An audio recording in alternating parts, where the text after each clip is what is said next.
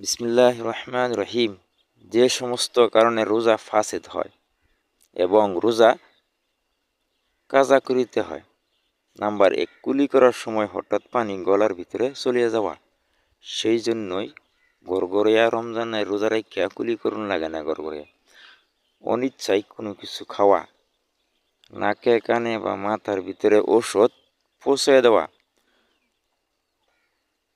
বিমারবশত গৃহে পিচকারি লওয়া, মাটি কিংবা পাথর জাতীয় অখাদ্য বস্তু গিলিয়া ফেলা, স্ব-ইচ্ছায় মুখ ভরিয়া বমি করা, রাত্র আছে মনে করিয়া সকালে সেহরি খাওয়া,